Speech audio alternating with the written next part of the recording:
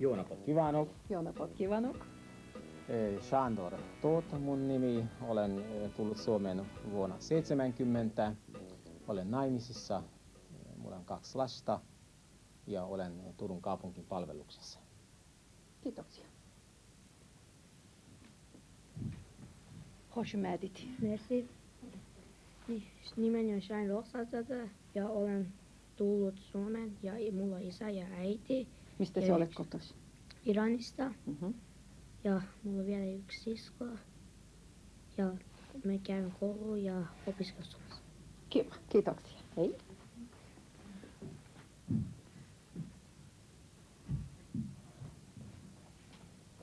Päivä. Kalibu. Asante.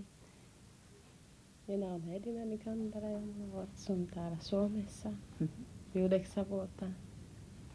Mä asun Turussa ja Oletko naimisissa? olen naimisissa. Lapsia myös? Lapsi, 2. 3 lapsia. 3 lapsia. Ja. Ja olet niin nuoren näköinen. No, kiitos. Kiitoksia. Boa tarde. Boa tarde. Minä olen Marko Pintu ja minä asun täällä Suomessa, siis Turussa 2,5 vuotta, vähän yli. Ja olen naimisissa, mulla on lapsi ja on tulevaisuudessa vielä 1, siis ensi kuukautta. Onneksi olkoon. Kiitos. Missä olet työssä? En ole töissä, minä olin, nyt työtä on, mutta olen nuketaiteilija, siis sitä voi kyllä muutama juttu keksitä ilman Etsit työtä. työpaikka, joo. Oikein kiva. Tervetuloa. Kiitos. Hei taas. Tänään nyt keskustellaan perheistä, miten perhe perustetaan, miten kasvatetaan lapsia, koska perhe on ydin ihmiselämässä. Nyt, mutta ensin mä haluaisin kysyä teiltä, että mitä oli kaikkein vaikeinta, kun te tulitte tänne Suomeen? Oliko Sandor sinulle jotakin asiaa? No, se on kyllä aika vaikea määritellä, koska suomea, mä lähinnä ajattelin tämä kielivaikeudet tietenkin. Mun mielestä se kyllä varmasti kaikki ulkomaalaisilla aiheuttaa aika paljon vaikeuksia, kuka tänne tulee. Mutta en mä voi edes sitä tosiaan sanoa, koska suomi ja unkari kieli on sukukieli. Että mulle ei ollut kovin paljon vaikeuksia toki, mutta tietenkin vie aika, se on päivän selvä. Mutta se riippuu myöskään siitä, että jos ihminen viihtyy tässä maassa, kyllä varmasti on helpompi tämä kieliasiatkin joka tapauksessa. Mutta en mä muista, se oli niin kauan sitten, että ei tule nyt mieleen. Ei tule enää mitään. Mitä oli Shain? Oliko sinulle jotakin vaikeuksia? Vain se kieli. Vain se suomen kieli oli. Se opit aika hyvin. Ja nyt osaat aivan hyvin. Joo. Ihana. No, miten Edina sinulla oli? Kaiken vaikein. Kaikki on vaikein. Kieli, suomen kieli on. Kieli mahaava ja Joo, se sait mahahaavan. kaikki on vaikea. Ja. Saitko helposti ystäviä Suomessa? En mä usko, mutta Se kesti vähän. Miten sinulla oli, Marko? Joo, mulla oli sen puolesta ystävyydessä on vähän vaikea täällä saada. Mutta mun ongelma oli sitä, kun mä menin ravintolassa siellä et saa voi hengitä, siellä on niin paljon savua täällä, kun kaikki täällä on kiinni. Ja oma maasta siellä on kaikki auki. No, kun se on tosi vaikea hengitä. Joo, ravintolassa niin. On paljon likasavuta. Se oli vähän vaikea, se oli muu. Miten se on perhe synnyinmaassa? Ketkä kuuluu sinne ja onko teille tiivistä tämmöinen kanssakäymistä? Kyllä meillä unkarilaisilla on hyvin tiivistä ja lähipiirissä kuuluu tietenkin se isä, äiti ja lapset, mutta isovanhemmat ja sukulaisetkin kyllä. Aika tiivisti. Joo, kyllä. Se tiivisti käymme ja se kuuluu Tämä kulttuuri. Kulttuuri, kyllä. Oikein hieno. Mitä Marko teille? Joo, se on vähän sama niin kuin heillä se, eikö meillä perhe oikeasti on isä, äiti ja lapset siis. Mhm. Mutta sukulaiset siis kuuluu ihan perheelläkin. Joo, te käytte Siis, aika usein toisenne tykö. No isoäiti, kaikki voi olla asua sama talossa. Mhm. Joo. Vähän. Miten Edina teillä on Sama asia, se on sukulaista Kaikilla on. hoitaa. sukulaiset? Joo. Mä hoitan äiti Josvana ja Just. isä ja joku isoisä ja lapsi hoitaa itselle kotona. Mhm. Kunnioitetaanko isovanhemmille? Se lähinnä mä tarkoitan sitä. Joo, niin, kyllä se meillä unkarilaisilla isovanhemmat on, kunnioitetaan ja kysytään heidän mielipiteitä. Tietenkin on määrätty raja, että ei mekään tykätään, jos sattuu olemaan semmoinen tilanne, että isovanhemmat asuvat samassa huushollissa, että liian paljon sekaantuvat nuori parin elämään, mutta kuitenkin luonnollisesti on kunnioitus heidän kohtaan. Kutsuttako nimelle vai kerrottako esimerkiksi äiti, isä? Esimerkiksi mun entisessä kulttuurissa niin, että jos mulla on miehelleni äiti, minä kutsun hänet äidiksi eikä vaan nimelle. Miten teille? Kyllä sama meillä Unkarissa myös. Joo. Se on meidän- Miten teillä on Edina? Kunnioitatteko iso vanhemmille? Se on joku, Do you respect your parents? totta kai se on pakko. Just, Mm. joo. Miten teillä on, Marko? Aivan sama. Kaikki kunnioittavat? Joo. Kunnioitavat. Mutta se on erilaisia on siitä, että jos meidän vähemmät, niin niinku, siinä on enemmän respektiä. Mhm. Kutsuu isoisä ja isoäiti niinku herra ja rouva. Just. Mutta me nuorempi sanoo vanhuksia vaan.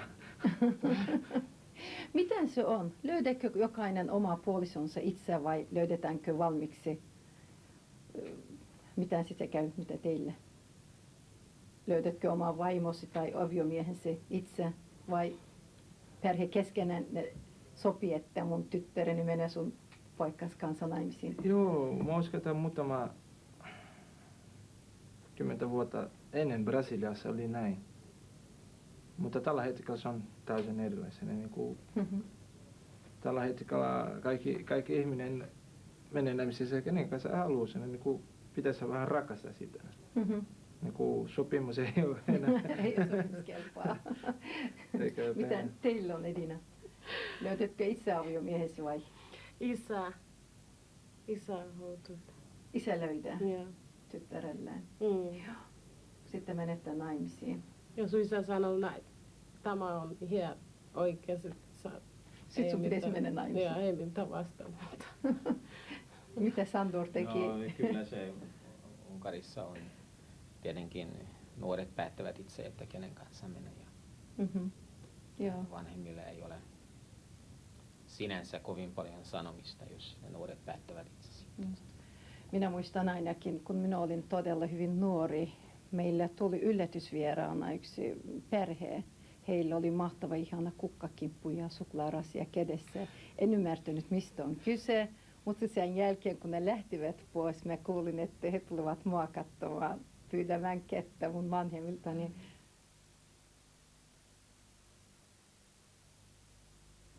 Ja nyt me esitämme teille yhden vietnamilaisen laulun. Se kertoo kylän koulusta ja vietnamilaiset laulavat sitä vietnamiksi ja sitten suomalainen kuoro laulaa suomeksi.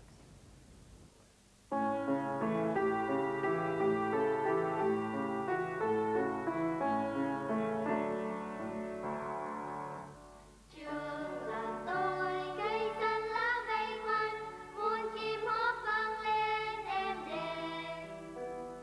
Lên trường tôi con đê bé xinh xinh, lên qua đám mây xanh nhẹ lướt. Trường là tôi hai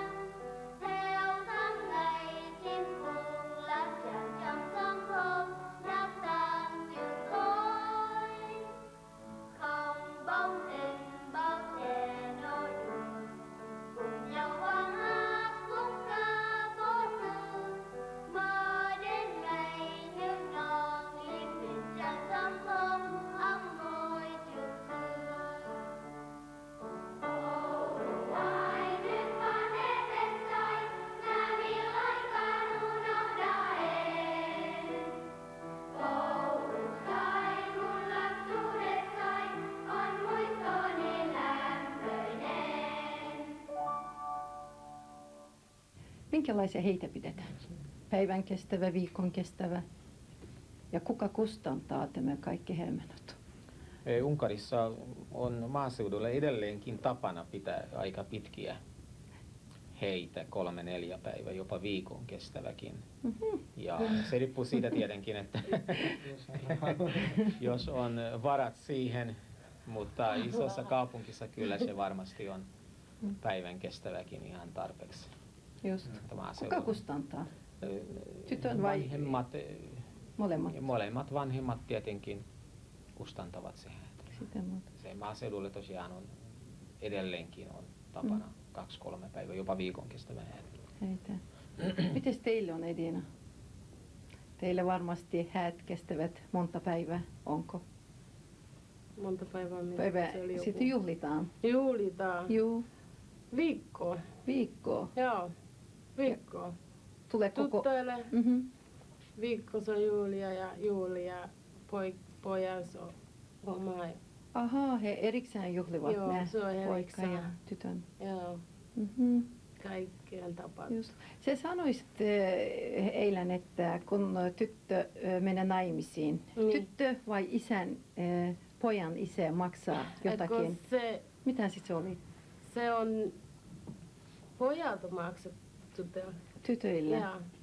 Kaikki vaatteet, kaikki semmoisia joku Korja. ja Mhm. kaikki jos Mhm. normaali mitä Just. tytö haluaa. Ja, Sitten kaikki ostetaan. joo, kaikki ostettu. Ja Joo. se oli kestävää paljon vuosia. Mm. Joo, se on joku sanoo, mikä se on. Se Joo. on Kihlaa. kiilais Joo. vuosi. Ahaa, sen jälkeen. Joo, mutta ei koske.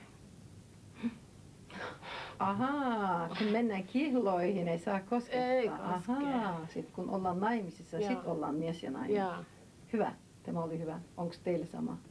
Ei, Brasilialla se on vähän erilaista. Brasiliassa se vähän riippuu kuinka monta ihmisiä tuli ja kuinka monta lehmä kuoli.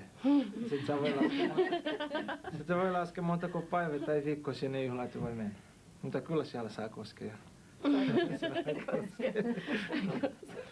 Voiko olla miehellä monta vaimoa, Sandor? No ei ainakin Unkarissa. Tämä kyllä se on aivan mahdotonta. Se unkarilainen väestö, 99% on katolinen uskontokunta kuuluva ja se luonnollisesti ja muutenkin kyllä se on Ei. yksi vaimo vain. Yksi vaimo. Ja se pysyy. ja Mitä kun meillä teille? erilainen 4 vaimoa. Oho. 4, jos mie on likas paljon. Semmoisen land, mikä se on. Joo, maatila. Maatila. Iso maatila. Ja paljon lapsia tulee. Vai? Joo, joskus 20 lapsia. Koska heli vaimo on oma. Niin on. Niin. Jokaisesta syntyy. Joo. Mun isä on 2 vaimoa. Mhm. Mm. Se on hienoa. Onko teillä myös Ei. tämmöinen varavaimo? Eikö? Brasiliassa on vain yksi. Meidän uskonto, siis Brasilian uskonto, se suurin piirtein on katolisismi ja siellä se katolisismi kieltä sitä. Mhm. Mutta mä uskon, että yksi vaimo miehelle riittää. Riittääkin, joskus liikaakin. Onko teillä jotakin poika- ja tyttölapsen välissä eroa? Onko se poikalapset ovat arvokkaampia kuin tyttölapsia? Onko? Jossain kulttuurissa Ei on. ainakin meillä. Ei teillä ole. Ei, se on kyllä se. Joo. Mitä Shahin sanoi tähän? Sinulla on yksi siskokin. Joo. Että oliko se ikinä kuullut, että sinä olet parempi lapsi kuin sun siskos? Kyllä me ollaan aika hyvin. Te olette ihan ja molemmat samanarvoisia. Miten Edina teille menee? Onko poikalapsi on toivottu? Poikalapsi toivottu. Mm-hmm. No. Arvokas. Joo. Jaha. Mitä teille menee? En mä tiedä vielä, se on näin pieni. Toivottavasti tulee. Mutta olit hyvin onnellinen, kun sä sait pojan vai? Kyllä. No ei se... Oikeasti mä odotan nyt tällä hetkellä se pikkutyttö. Toivottavasti tuli tyttö. Mä haluaisin, että se ensimmäinenkin tuli. Tärkein on he Joo, ovat. mutta muulle se mitä tahansa. Kuka kasvattaa teidän perheessä lapsia? Siis omassa kulttuurissanne, onko se isälle on se painava sana vai äidillä vai isoäitillä vai isoisälle? Jaa, se on kyllä Unkarissa melkein näin on, että isä kuka päättää sitten, että mihin suuntaan mennään. Kyllä se äiti on tietenkin suurin osa lasten kanssa edelleenkin siellä, koska isä useimmiten käy töissä, mutta nykyään on kyllä äiditkin käyvät töissä, mutta kumminkin mun mielestä se isä se kuka Isä sanoi viimeisen sanan. Joo. Mitä teillä on? No, sama. Isä sanoi. Joo, se vanhemmat siis isä tai isoisä joskus, niin kuin jos se koko perhe asuu sama talossa ja isoisä, hän on se viimeinen niin kuin sana, se viimeinen sana. Kyllä isoäiti ja isät ja siis vanhemmat ja hoitaa aina se asia. Mutta viimeinen sana on se vanhempi, mies.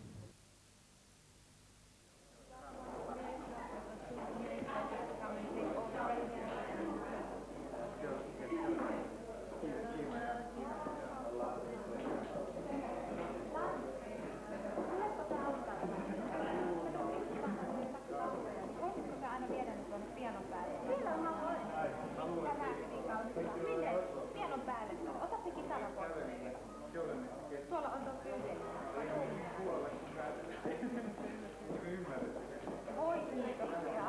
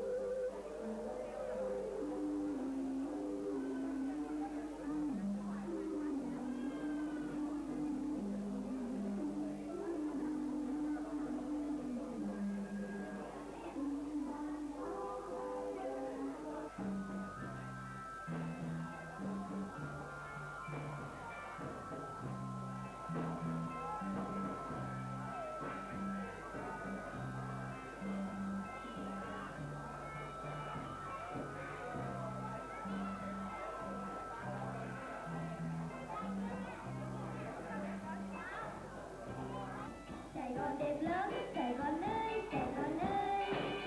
Xe như nước trên đường vắng qua mộng. Người già thăm đến câu chào nông thơm sao. Con xa trên thang nói chuyện nhau đến nơi đây. Sài Gòn đẹp lắm, Sài Gòn ơi, Sài Gòn ơi.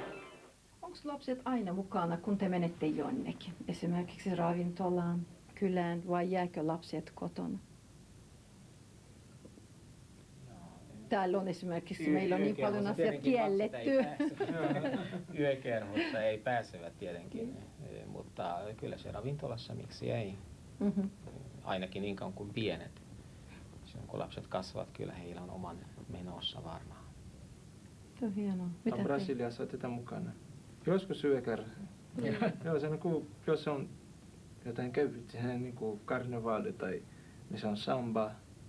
Sinne menee, se on niin keskellä vielä kello 1, kello 2 lapset on mukana. Miten sä opit tämän suomen kielen? Sä olet vasta jo 2 vuotta Suomessa, sä opit erinomaisesti suomen kielen. No ihan koulussa. Koulussa opit. Oliko sinulla yhtään vaikeuksia, kun sä menet kouluun? Vain se kieli. Vain se kieli oli. Ihanaa. Sinä et tullut suoraan Iranista Suomeen. Ei. Missä te olitte? Turkissa. Turkissa olitte. Sitten tulit. Minä muistan viime kesänä, kun te olitte Euroopassa vähän ajelitte ja tulitte takaisin. Sinä sanoit, että mulla on kauheasti ollut koti-ikävä. Mihin se oli koti-ikävä? Että me mennään kotiin katsomaan kaikki tätä kaveria. Kaverit oli kauheasti ikävä. Millä tavalla opetetaan, Sandor, sä olet opettaja sen kielen, toista vieraan kielikoulussa? Tarkoitat Unkarissa? Unkarissa. No tämän valtavan muutoksen jälkeen, mikä